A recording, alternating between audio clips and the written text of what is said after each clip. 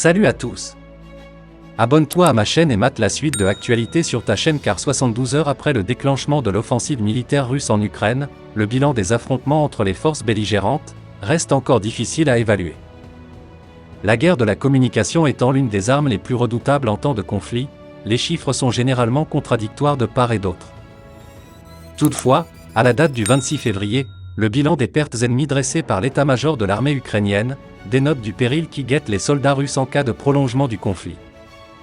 Selon TSNUA, média ukrainien qui affirme se baser sur des données indicatives de l'état-major général des forces armées ukrainiennes, du matin du 24 février au soir du 26 février, les troupes du pays envahisseur russe ont subi les pertes suivantes. Perte de personnel, plus de 3000 personnes, réservoirs, environ 100, véhicules de combat blindés, environ 540, pistolets, 15, SAM, BUK, 1, avions, 16, hélicoptères, 18.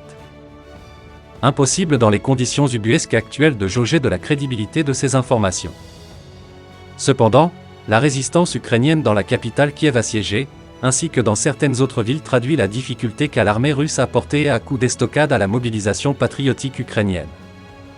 Vladimir Poutine et son armée veulent visiblement prendre la capitale de l'Ukraine et créer une catastrophe humanitaire dans ce pays.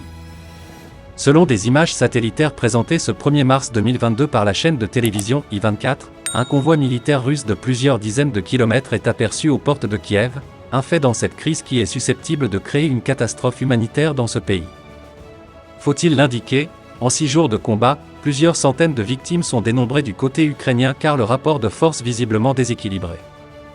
Selon un rapport du HCR, plus centaines de milliers de personnes ont déjà fui l'Ukraine pour rejoindre des pays voisins. Par ailleurs, il est tout de même difficile de comprendre cette avancée russe à un moment où Poutine et Zelensky sont en pourparlers afin de trouver une issue à cette guerre imposée par Moscou. Cet impressionnant convoi serait-il un moyen de faire la pression sur Zelensky ? Face à cette guerre absurde, les sanctions ne cessent de pleuvoir sur la Russie, plusieurs ports et aéroports sont fermés à la Russie, les Russes sont suspendus de toutes les compétitions de l'UEFA et de la FIFA jusqu'à nouvel ordre selon un communiqué.